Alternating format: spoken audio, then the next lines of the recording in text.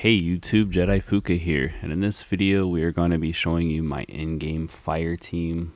As you see here, we've already done all of our runs. I just recorded my runs as I was doing them so that I could show you guys videos of them. Basically, I played with my teams, try to optimize them best I can with the little bit of time that I did have left. I didn't have time to like stop the runs and then go back and play them and talk through them, so I decided to just show the recordings. But what we're going to do is I'm going to jump over to one of the dungeons just to show you guys what the team looks like, and then I'm going to play that video for you so you can see how it plays out. Hopefully this video helps you guys out, but we'll get right on into it. So we're going to jump in here and I'm going to show you that team real quick, and this will be a showcase here in a minute of actually how the team works. But right now we'll show off the gear and show who all is in the team. Don't pay attention to the lineup right here. Pay attention to the lineup whenever we get into the actual boss. So we got Furbath here, Tonalman, Eric the free legendary, Felicity, and then Vic Hook. So the way this team works is Furbath here, we have him set up to be our tank. He is going to be doing the attack penalty down right before the boss does his major hit at the end to help us control that damage. Simultaneously, he's our healer because of the A2. If you guys have Furbath, you know how good he is. Vic Hook here is going to be our other support champion. He's absolutely amazing for this team. I don't regret building this guy. If you guys have him, you need to build him. He was probably my favorite epic this entire season. I've used him a ton, but his A3 here, he can dispel 2 debuffs, and then for each successfully dispelled debuffs, the healing on the ally gets increased by 25%. So he already heals allies. You're going to be dispelling debuffs, and it's going to increase his heal a lot more. The way I timed him out is that the boss will do the recharge speed penalty, which can also inflict a decrease accuracy. Right after that, he does a decrease defense down. I wait and I use Vic Hook here to cleanse that decreased defense, and then any of the other debuffs that are still on there he will cleanse. For this team, the recharge speed penalty does stay up for a few seconds, but nothing too crazy. It's not gonna like mess up the team too much. This team does over 40 mil, so it's not. Tonalman here was my heaviest damage dealer. He's just an absolutely insane epic, especially the longer the fight, the better he does. The reason being is that for his passive here, he gets that extra 20% crit, and then each successful wild check, he gains that 5% crit damage stacked up to 20 times. So for this battle, he's going to hit that 20 pretty quick, and he's going to stay there the entire battle. So this is the setup that I've used. I played with some of the gear. I don't know which gear set is best, I'm going to be honest with you, but for my limited testing, the Executioner set seemed to do the most damage for the damage sets, so I left that on there. If you guys are having a hard time staying alive, go with the troll gear. On my teams where I'm lacking a little bit in the heal department, I use some troll gear to help my team stay alive. And really, your goal is that you want your teams to be able to stay to where your damage dealers stayed at least the last minute of the boss. And if you can make it that long, you're going to put out a lot of damage no matter what. So you got to kind of balance your defense, HP, and your support with whoever you're fighting. So if you're lacking in the support unit, definitely throw in some troll gear. For Tonalman here, you see we don't have really too much HP and defense, but he's going to stay alive for pretty much till the very end of the battle, and he's going to do a ton of damage. We're at the 80% crit rate, which is all he needs. 186 crit damage, so not too bad on the crit damage, and really good on the attack there. Now for our legendary heroes, we're going to go over Eric next because he's the other free one. We got that 108 crit rate, 158 crit damage. Same thing using him in Executioner.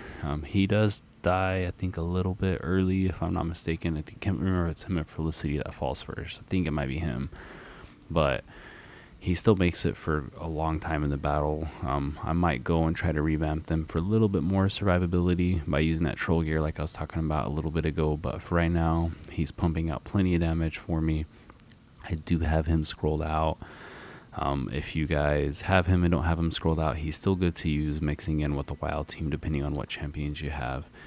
And then the final champion for this is going to be Felicity. She's absolutely an amazing champion for this team. If you guys don't have her, you can still use this team, But the only thing is that Felicity's gonna be controlling the Dragon Rage, and she does it single-handedly. So if you don't have her and you don't have someone to swap with her that's gonna do that manipulation for you, gonna make it a little bit harder for your team to stay alive and to be able to pump. So if you guys didn't watch my other videos, what I mean by that is Felicity here has this passive skill where when she does a basic attack or battle skill triggers a crit, she recharges her ultimate by 5%.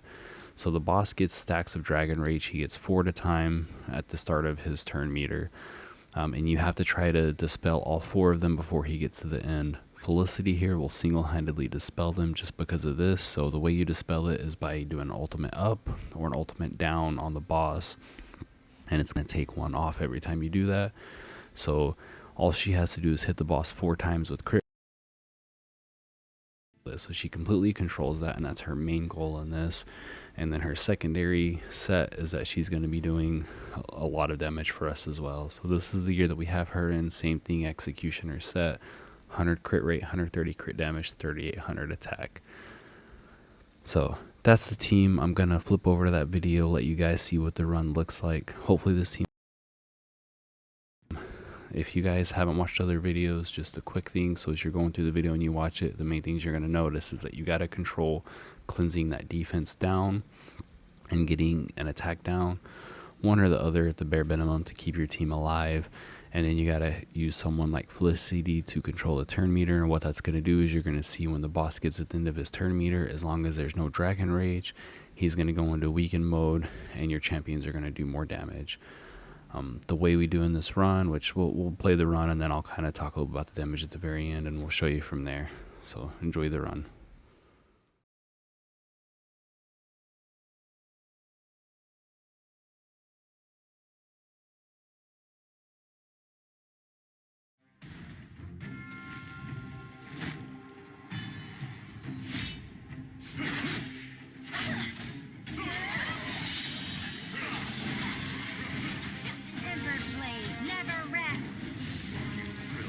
For you. Fly for me.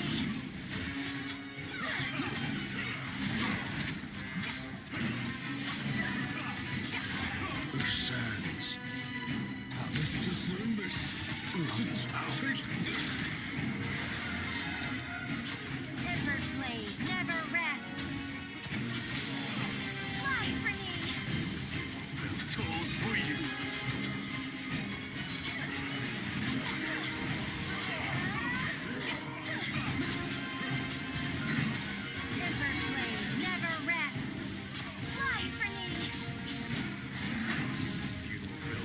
For you. The sands have discerned this. Take this.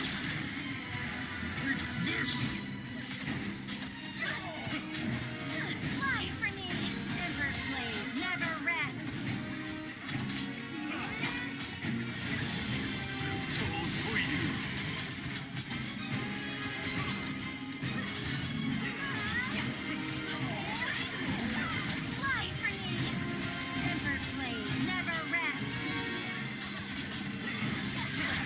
The sands have discerned this.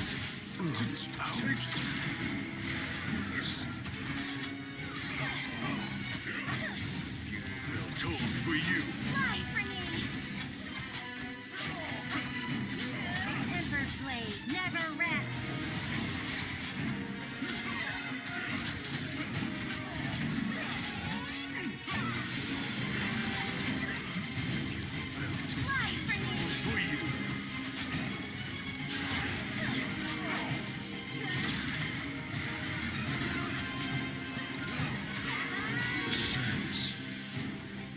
Discern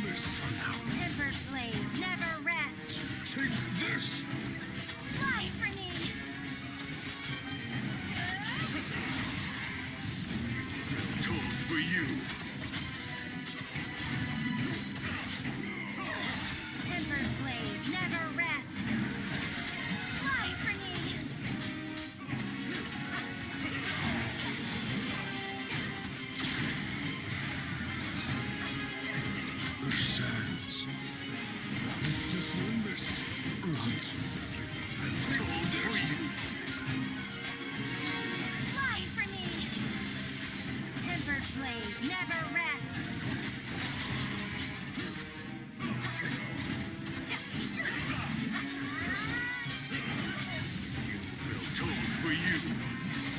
Fly for me! Ember blade never rests. Ascends. Just learn this. Take this.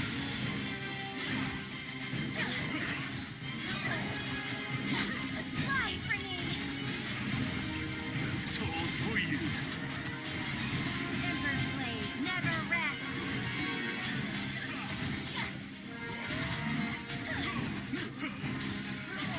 Fly for me!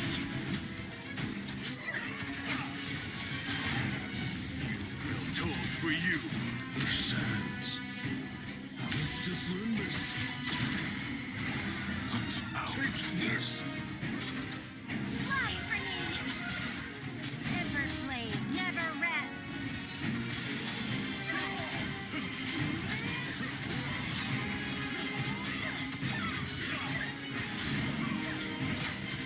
Fly for me! Tools for you. Ascends. Just learn this. Take this. Ember blade never rests. Fly for me!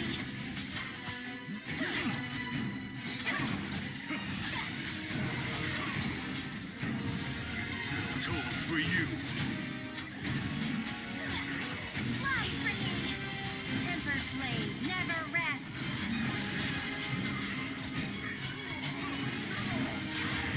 Ascends. Just learn this. Take this. Fly for me! Tools for you. Ember blade never rests.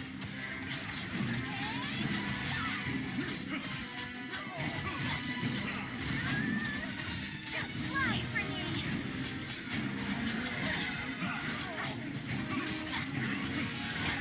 Ascends. Just learn this. Take this. Fly for me! Ember blade never rests. For you.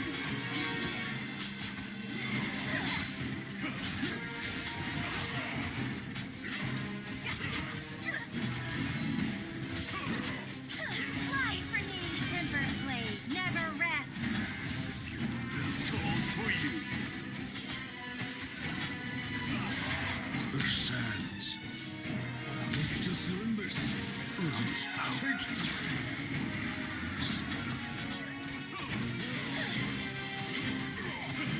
Fly for me! Ember blade never rests.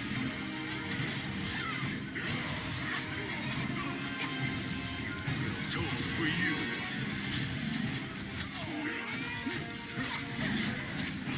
Fly for me! Ember blade never rests. Ascends. Just learn this. Take this.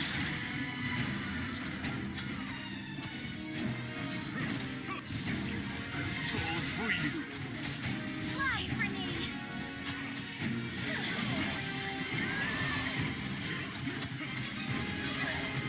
Just learn this. Take this. Tools Fly for me! you. Ascends. Have run out.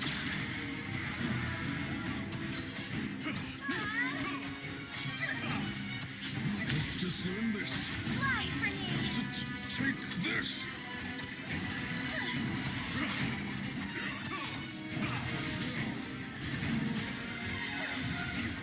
Tools for you.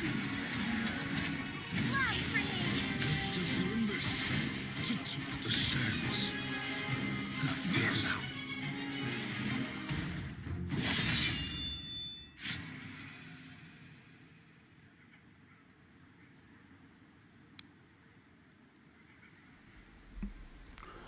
All right, so we're back. I hope you guys enjoyed that run. We're going to do a quick damage debrief. I have the final shot of the total damage up here, so we could talk about it real quick. So as you guys will see, our main damage dealer is this epic here. He did 35% of our damage. We hit 41 mil total.